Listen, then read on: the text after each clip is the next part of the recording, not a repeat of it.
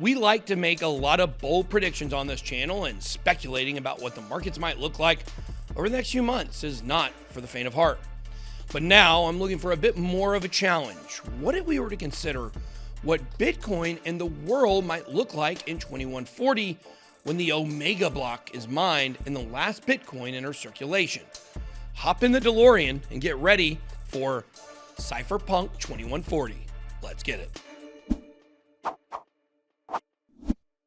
Welcome to BitBoy Crypto, home of the BitSquad, the largest and greatest crypto community in all the interwebs. My name is Ben. Every day on this channel, I show you how to make money in crypto. If you like money and crypto, then make sure to hit that subscribe button. In this video, we're going to take a trip into the future to see what Bitcoin and the rest of the world might look like in 2140 when the last Bitcoin is mined. Why spend time thinking about things this far in the future? It's good to get some context. Successful people are future-minded, putting off short-term pleasure for long-term gains. When it comes to Bitcoin, the gains aren't just Lambos, houses, and caviar. It's generational wealth. If you can stow away a few coins for your family, how will they be set up for the rest of their lives, or your grandchildren's lives, or their children? Bitcoin will be the defining characteristic of what wealth is in the future, and it won't hinge on the value of a Bitcoin. The new economy is going to be about ownership. And if you can own a piece of the new economy, you are making a stake in history. Depending on how things turn out, we could end up living in a utopian dream or a dystopian nightmare. So we are going to explore both possible scenarios so we can keep an open mind and be realistic about the challenges we may face. The Bitcoin protocol itself is fairly predictable. This is one of Bitcoin's major selling points. It never changes, so investors can feel confident about keeping their money on the network for a long time. The network may need to go through some upgrades to keep up with the times, but there are certain aspects of Bitcoin that will stand the test of time. The 21 million supply cap and proof of work security are so important to Bitcoin's narrative and will likely still be with us in 2140. There have been some theories about quantum computing, how it could force Bitcoin and other assets to change how they secure their networks, but experts believe that modern cryptography is actually quantum resistant. Even if this did pose a threat, cryptography will continue to advance in the quantum age.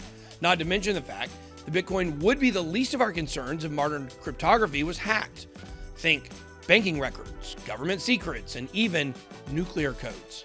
Smartest minds in the world are working in cryptography, and I don't think they would allow that nightmare scenario to play out. Once the last Bitcoin is mined, there's a good chance that we could see a significant increase in transaction fees, since miners would no longer be getting a block reward. Even though they won't be digging for Bitcoin anymore, miners will still be needed to secure the network, and they will still need to be paid.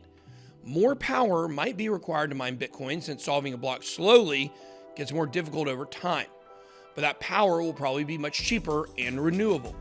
By 2140, fusion reactors will be commonplace, so it only makes sense that a global asset would have fusion as part of its infrastructure.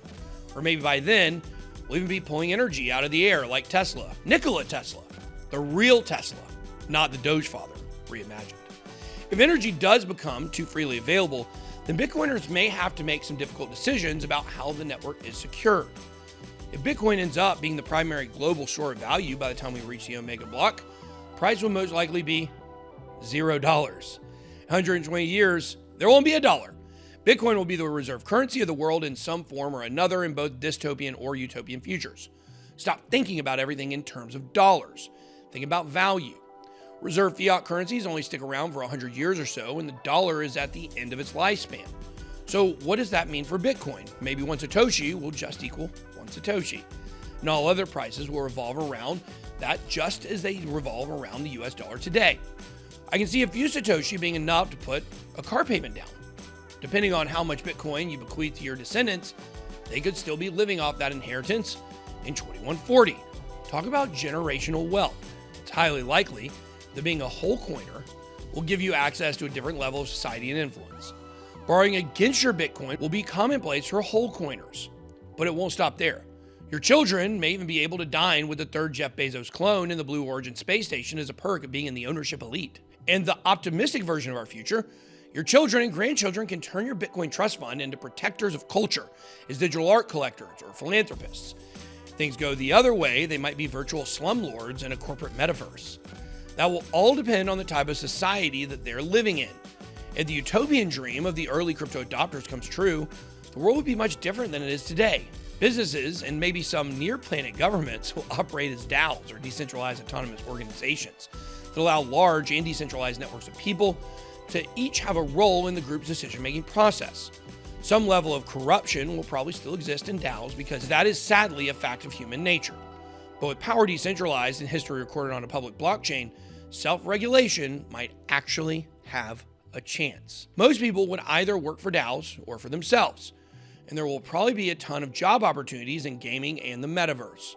Wealth would be abundant and society would be relatively peaceful. It's also interesting to think about what the history lessons might say about the time we're living in right now. There's a good chance that the regulators who fought against this industry will be recognized as villains, while the early crypto adopters are portrayed as the forward-thinking revolutionaries who created a better world. Seems cool, but it would be foolish for us to think that this future is guaranteed. There are a lot of powerful people around the world who will do everything they can to limit the most disruptive aspects of this technology. We're now in the beginning phase of this struggle, where financial institutions and their attack dog regulators are trying to assert their dominance in the industry. If they get their way, there's no doubt in my mind that we will slowly begin to slide into the type of dystopia that you see in science fiction stories like Snow Crash, Ready Player One, or even Snowpiercer, where the entire population is controlled by overlords who know every single detail about them. This is why the current struggle for privacy and decentralization is so important, because it could have huge implications for the future of our world, not just our industry.